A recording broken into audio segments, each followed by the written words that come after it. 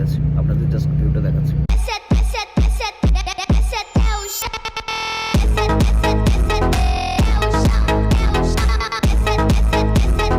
Howrah two Siliguri জার্নিতে এই বাসটা হচ্ছে সব থেকে এক্সপেন্সিভ এবং লাক্সারিয়াস বাসের মধ্যে ওয়ান অফ দ্য বেস্ট বাস।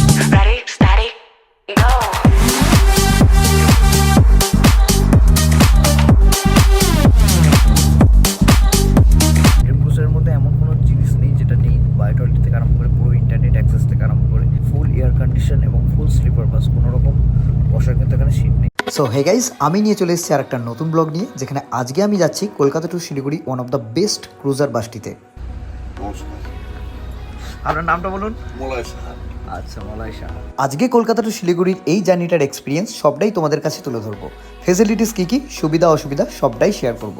আর এখন আমি চলে যাচ্ছি আমার বুক করা মেন সিটটিতে, যেখানে আমি দেখাবো এই লাক্সারিয়াস বাসটিতে তুমি যদি জার্নি করো কী কী ফেসিলিটিস থাকবে, বাসের টিকিট প্রাইস থেকে শুরু করে ডিনারে মিলে কী কী প্রোভাইড করা হবে, সবটাই এই জার্নিতে শেয়ার করব।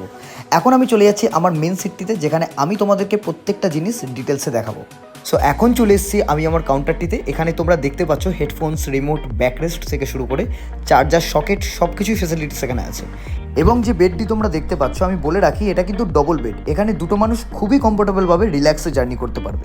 তবে হ্যাঁ, তোমরা যদি সিঙ্গেল সিটটি এখানে বুক করো তাহলে কিন্তু মাঝে একটি পর্দা আছে যা প্রাইভেসি মেনটেন করবে। এখন তোমরা আমার কাউন্টারটি ওভারঅল দেখতেই পাচ্ছ।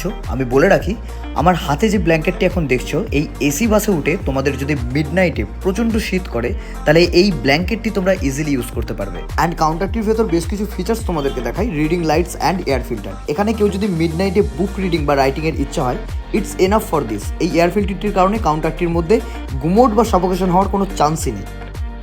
আচ্ছা, এবার চলো এই বাসটির একটি স্পেশাল ফেসিলিটিসে। এই যে আমার হাতে এখন যে হেডফোনটা দেখতে পাচ্ছ, এটি সম্পূর্ণ কানেক্টেড আছে এই পার্সোনাল স্ক্রিনটির সাথে। প্রত্যেকটি কাউন্টারে পার্সোনাল এন্টারটেনের জন্য একটি করে পার্সোনাল এলইডি স্ক্রিন প্রোভাইড করা হয়েছে, যেখানে তোমরা তোমাদের পছন্দের মতো যে কোনো সিরিয়াস মুভি ওয়াচ করতে পারবে একদম ফ্রি। এবার তোমাদেরকে এই বাসটির একটি বেস্ট ফুড বা মিলের কথা বলি। কেএফসির তরফ থেকে যেহেতু ভেজ আর নন ভেজ আমাদেরকে প্রথমেই কল করে জিজ্ঞাসা করে নেওয়া হয়েছিল। এটা হচ্ছে আমাদের ডিনারে দেওয়া হয়েছে কেএফসির তরফ থেকে। এখানে দেখো যে জিনিসটি বাসে তোমাদের উঠতেই প্রোভাইড করা হবে, সেটি হলো কেএফসির তরফ থেকে একটা গুড মিল, তার সাথে ওয়াটার বোতল আর একটা ফ্রুট জুস। এটা বলি, এটা শুধু এই ড্রিম ক্রুজারেই প্রোভাইড করা হয়। বাকি কলকাতা টু শিলিগুড়ির ভলভো ক্রুজারগুলিতে অনলি ওয়াটার বোতল অ্যান্ড কিছু স্ন্যাক্স দেওয়া হয় হার্ডলি। এখন এটার মধ্যে যেটা আছে সেটা দেখা যাক। দেখে নাও, এর মধ্যে যা কোয়ান্টিটি আছে,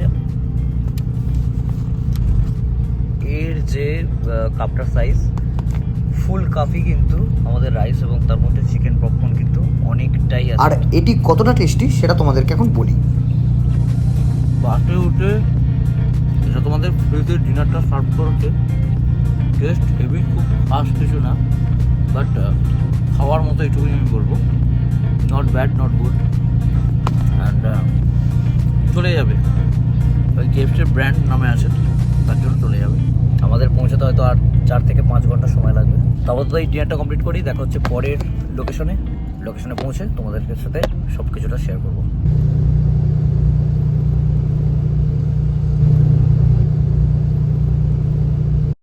so guys, I finally arrived in Krishnanagar at 12:30। So এখানে টাইম লাগলো অ্যারাউন্ড 4 আওয়ার্স। এই ধাবাটি তোমরা অবশ্যই দেখে নাও, কারণ শিলিগুড়ি যাওয়ার পথে এই একবারই তোমাদের ব্রেক টাইম পড়বে, এরপর সেই ভোরে বাস দাঁড়াবে।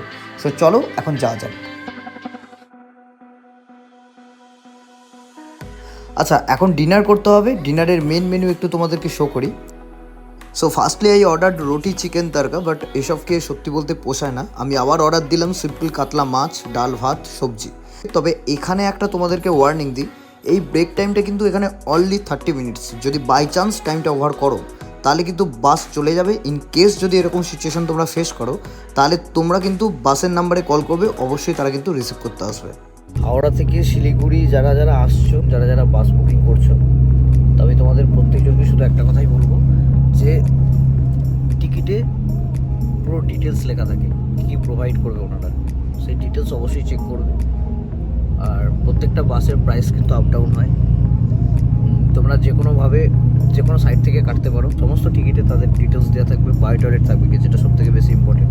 কারণ এতটা ট্রাভেল, এসপ্ল্যানেড থেকে যখন ছাড়বে শিলিগুড়ি যাওয়ার দিকে রওনা দেবে বাস, তখন একটা জায়গাতেই দাঁড়াবে, সেটা হচ্ছে যে কৃষ্ণনগর, যেখানে প্রত্যেকটা মানুষ ডিনার করবে, খাওয়া দাওয়া করবে, কেউ ওয়াশরুমে গেলে ওয়াশরুম যাবে, তারপর কিন্তু আর বাস দাঁড়াবে না। যদি বায়ো টয়লেট থাকে তাহলে তো সব কিছু ভালোই, কোনোরকম কোনো কিছু অসুবিধা হবে না। লেডিস থাকুক জেন্টস থাকুক প্রত্যেকজনের কোনোরকম কোনো প্রবলেম হবে না। কিন্তু যদি বায়ো টয়লেট না থাকে তাহলে এরপর সোজা বাসটি দাঁড়াবে হচ্ছে 4-5 ঘন্টা পর, যেটা হচ্ছে আমাদের অসুরাগড় ঢুকতে petrol pump Kishore I think dhaba, তো সেই জায়গায় দাঁড়াবে। আর আরেকটা কথা সব থেকে ইম্পর্টেন্ট আমি বলে দিই, বাস যখন ছাড়বে কিন্তু তখনই কিন্তু টয়লেট কিন্তু করা যাবে না। এটা প্রত্যেকটা বাসেরই নিয়ম। বায়ো টয়লেট থাকলেও কলকাতা থেকে যখন বাস ছেড়ে বেরোবে শিলিগুড়ির দিকে যখন রওনা দেবে তখন কিন্তু তোমরা চাইলেই কিন্তু টয়লেট করতে পারবে না যতক্ষণ না কলকাতার পুরো এরিয়া থেকে বাসটি বেরোচ্ছে। মিনিমাম 1 ঘন্টা থেকে 2 ঘন্টা পর কিন্তু তুমি সেই ওয়াশরুমটা ইউজ করতে পারবে। তো বাসে ওঠার আগে প্রত্যেকটা মানুষ এটা অবশ্যই নোটিস করা উচিত যে তাদের যদি ওয়াশরুম যাওয়ার মনে হয় তারা আগে থেকে ওয়াশরুম করে তারপর যেন বাসে ওঠে। বায়ো টয়লেট আছে মানে এই না যে ওয়াশরুমটা বায়ো টয়লেট বাস ছাড়লেই আমি করতে পারবো বা ইউজ করতে পারবো, সেটা এটাই বলার ছিল। কৃষ্ণনগর যে ধাবাটা সেটা খুবই ভালো, সব রকম আইটেম পাওয়া যায়, খাবার থেকে আরম্ভ করে ভেজ নন ভেজ সব কিছু পাওয়া যায়। বাদ বাকি কৃষ্ণনগর থেকে যাওয়ার পর সোজা বাসটি দাঁড়াবে হচ্ছে পরপর স্টপেজ আছে, এরপর কিন্তু ডাইরেক্ট ওই যেটা বললাম কিশোর পেট্রোল পাম্প অসুরাগড় ছাড়িয়ে ওখানে টাইমটা হচ্ছে ভোর 4টে বা 5টা।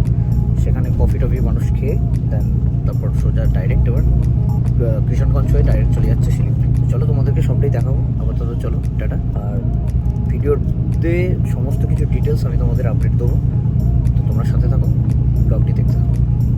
সো ব্লগটি আমি আপাতত এখানেই স্টপ করছি। এরপর আমাদের ড্রপিং পয়েন্ট কোথায় ছিল আর সেখানে গিয়ে কী করলাম সেটা তোমাদের কাছে শেয়ার করব।